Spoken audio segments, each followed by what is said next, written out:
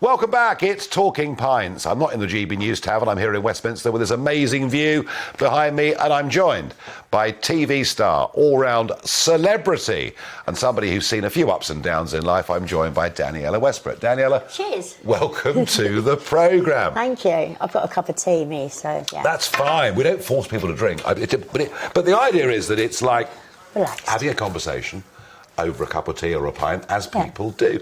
It's very interesting. You know, your sort of upbringing was really quite sort of, almost quite middle class, wasn't it? Horsey. Yeah, I was very horsey, yeah. We're not really middle class people, but I was very horsey. But then, back then in Essex, it was a lot more rural than what it is now. You know, London's moving out, isn't it? So it's becoming less suburban. But yeah, I did have horses and stuff like that growing up. Not my own, but I rode horses. And this burning ambition to be famous. To be an actor. Yeah. I loved the theatre. I just loved theatre. I was obsessed from the first time I ever saw Bugsy Malone, Jodie Foster. I was just obsessed with acting, and, you know, the kids being adults in that movie was great. And I just wanted to get into theatre and get into TV. And of course, back then, you know, in the late 70s, early 80s, it was unheard of, really. And my mum worked at the Balbon as a bunny girl, and she served a lot of the great stars, the Stones, the Who, and people said she had good contacts, so they put her in touch with Sylvia Youngs, and that's off where I went there. So was it to act well, or was it to be famous? Was it both? It was to act. I just wanted to act. In fact, I had no intentions of really about fame. I just wanted to do theatre. I'd actually applied to go to Strasbourg in New York, and ended up getting, before I even got a letter back from them, I ended up getting EastEnders about 4 weeks before. So, yeah, I had no intention, I just wanted to act, and then the other stuff really gets in the way, fame. And well, EastEnders was a huge break, wasn't it? Because, it was. I mean, what do you think about that? You know, 1990, there hardly any TV channels. 4 channels. It was easy to be famous back then, wasn't it? Well, it was, in a way it was, but there were 4 channels, there was no internet. Nope. No mobile phones. And no mobile. Well, there was the odd one, but there weren't very many. No, you're absolutely right. They were huge. Yeah, big bricks. Yeah.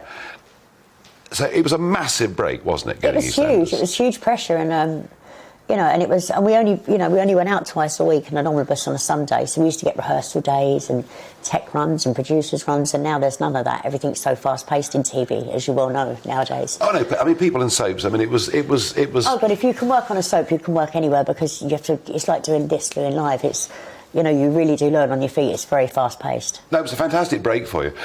Talking of soaps, Bill Roache. You know, who appeared in the first Coronation Street. Yes, he did. 1960. He's fabulous, isn't he? And he's just turning 90. Did you see that? He's 90. 90. He's 90. He's 90 at all, isn't he? He's still acting in Coronation And he's still Street. fabulous. He's still got big storylines. I mean, amazing.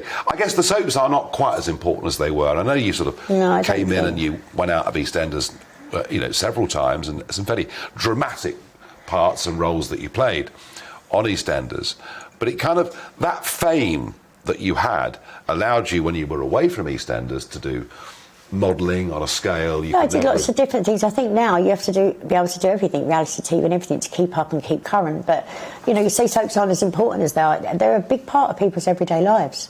You know, a lot of people, you know, at home, they watch their Emmerdale, their Corrie, or their EastEnders, Hollyoaks, whatever, Doctors, whatever it may be. I think I've covered them all there. You know, and that's a big part of people's lives. They play, you know, you play a big part of producing and bringing out storylines of big issues that go on in people's everyday homes, whether that's mental health or cancer or rape or all different types of things, abuse. There's a lot that soaps cover, and I think sometimes we've been lost a little bit, the soap opera actors in the soap world, because of reality TV and other things that are going on. I think soaps have sort of been played down quite a lot, but they are still very important to people. No, I get that, and it's part of their lives. But for you, of course, you know, reaching this great level of fame that, you know, honour them, as we say, before infamous other TV, fame, infamy. I mean, but you clearly, did you spiral downwards because you had some very bad years? I had bad drug issues, didn't I? You had bad drug issues. Problems, yeah. Were those drug issues there before you became well known? They were there, but they weren't as heightened because I didn't have as much money as I did when I was obviously working on a big show. So, yeah, I already had issues, but a lot of, you know, preconceived issues as well. But they became heightened, and obviously media, and really the media saved me, if anything. more than once. What, by offering you a way back? No, not by offering me a way back, by putting me all over the papers, by exposing me in a sense, because I had to do something with my life. You know, otherwise I would have ended up dead. So I have to, for every half empty, half full, for every downers and uppers, they say, pardon the pun, but no, for me, I think in a way, just being exposed by everything, you've got to look at the positive in it. When you've got to the situation that you were, and obviously taking quite large amounts. Oh yeah, I was trying to kill myself, basically, wasn't drugs.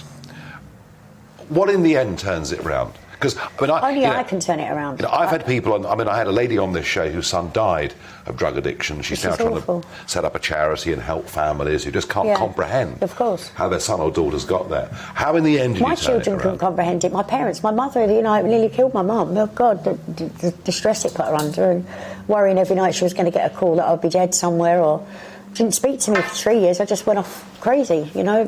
So do you just sort of one day say, I've got to do something? No, I just got into somebody put me in a meeting, I got where I needed to be, and I think I was done. I was sick and tired of being sick and tired, and for me, that's where you need to be. I mean, you can't do it for your kids, you can't do it for a job, you can't do it, because then you're just faking it to make it. It's always going to come back to you.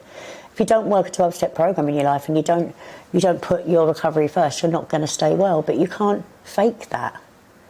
You can't. You're either in or you're out. It's, you know, it's just the way it is. You've also talked about, mental health issues. I had plenty of those. And you said, you talked about bipolar, borderline psychosis, personality disorder, bipolar, a bit of paranoia. Yeah, I've got psychosis. I have psychosis. I take medication for stuff, and that's all brought on by childhood trauma of being abused, and obviously not by my family, but being abused, but also as well from drug addiction.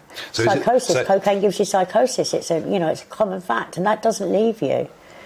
So, you do get side effects from everything, don't you? And yet, I think, Class A drugs are horrific. Available on the streets of London. I'm sure they're available everywhere. Literally everywhere. Yeah, literally everywhere. If we wanted to get hold of Class A drugs, we could do so in a few minutes. Please don't. No, I'm not saying we will. I don't think it'd be very good for you, right? No, I'm not. I don't want to, I promise you. But what I'm saying is it's massively available. Yeah, it's more easily available than it ever was before. I think so, yeah. It's the same as guns and knives, apparently, now in London. That's, it's a commodity, isn't it? So what do we do? What do we do to try and warn people off drugs? I don't know. Do you know what? I just have no words, because I don't know, because everybody's situation, although it's similar, is different, and everybody's reasoning behind it and why they're doing it is different. But all I know is if anybody's struggling, that you just go online and go to either Narcotics Anonymous, one of the outreaches, and just get to a meeting. And you're going to get involved with some counselling yourself, yeah? Yeah, I've tried to do something at the moment, trying to do some counselling. In fact, my son and I are talking about writing a book. I'm doing my new book at the moment, but we're also talking about doing a book about my relapse that I had a good few years back. And I'm going to do a chapter, and he's going to do a chapter, only a small book, and the proceeds will go towards a charity like that lady you was just explaining, to help other people. And basically it'll be, from my point of view, the relapse, the downfall, why it happened, and then my son, or my children, or mostly my son, will do a chapter saying how it was for him after seeing me clean for 14 years. Suddenly I just changed one day. And then how my process and my journey of being in the relapse and then coming out the other side, and we'll do half a chapter each. Only maybe 6 or 7 chapters. But it'll just be like a small book and then family members will be aware that don't know about addiction, that have no clue about it and don't know, that blame themselves or whatever, try everything, and then the person that's in trouble can see it from my point of view, because they'll be like me, the addict. Do you find it hard to talk about it or not? No, I don't. I don't find it hard, because if I can't be of service and talk about it to other people, then I can't stay well myself, and then I can't help other people. I can't not have this platform and not help others. It would be absurd not to do that. You just have to. And other health issues you've had? You had a cancer issue as well. Yeah, and I had an operation last week, a biopsy, and 2 weeks ago on my face, so that's still a little bit sore, but we're getting there. That's reconstructive? That's all reconstructive, but that's exciting, though. Yeah. Because I'll be getting my health back as well. But, yeah, I had a cancer scare, I had cancer cells, I had all that done and removed as well. But I think that's quite normal in women my age.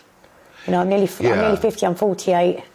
The menopause, one thing and another, your body's changing. It's, you just have to be aware of yourself all the time and check yourself, check your health. It's not until I've got to the age I am, the last few years, that I realise how much I diced in my health and how important your health actually is. Well, you're lucky to be here, really, aren't you? Oh, very much so, yeah.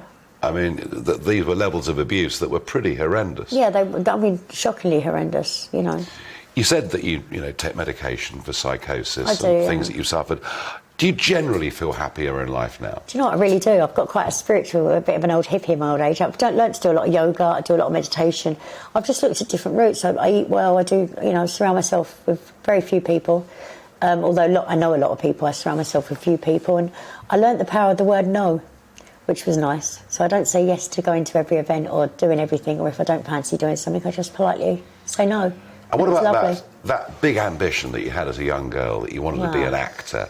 Do you still want to be an actor? Yeah, I still want to be an actor. Yeah, I still want to be an actor, but I want to help people, and there's other things I want to do as well, it's things I'm interested in. And after my operations, I want to come back to work, but properly full-time, but I really want to do theatre. I was speaking actually on GBNews, a different show, on Mark's the other day, and I said, I'd rather do a weekly rep for £500 a week or £300 a week than be on a show that I hate that's toxic for £5,000 a week, because I know where it can lead me. I'd just rather be happy. So treading the boards, this is where you want to. This is where you want to be, and that's real acting, I guess, isn't it? Because you've got a live audience. I love live theatre in front of you, and I like those really small theatres as well that are in like little old pubs and things as well, like really small theatres, and it doesn't have to be big West End shows. I just want to act and do nice things. So the ambition's different, isn't it? Yeah, it's just my needs are less as I'm getting older as well. So, I've seen a lot of the world, I've lived in lots of places, and I just want to do what makes me happy and have the time to spend. Hopefully my children will give me grandchildren soon. So hopefully But you're still quite young, really. Well, yeah, sort of. We'll say that when we get to our age. I think I'm 10 years older than you, and I feel very young, and I've got loads of stuff I want to do. Young, but I'm like, I don't need to be as ambitious as I used to be. No, but to get back to acting. Yeah, just to be happy and doing bits and pieces would be lovely. And no more relapses? God, no. One day at a time. And what caused that? Just a marriage breakdown. I think as well that I wasn't working my programme. I was 14 years clean, but I was turning up to meetings and doing stuff, but I wasn't working a programme. I wasn't working the steps. I wasn't sponsoring people. I wasn't doing chairs. I just wasn't. I was going through the motions and I wasn't being real. And eventually that leads to relapse. And I was 40. It took me 7 years into a 14-year recovery before I could say I would never touch another drug. And there we go, 7 years after that, within a week of deciding to relapse, I was full-blown back drinking and taking cocaine. And I wouldn't even know where to find it. But like you said, if you're ever bent on doing something, you'll go out and you'll find whatever you need to find. Well, I don't know.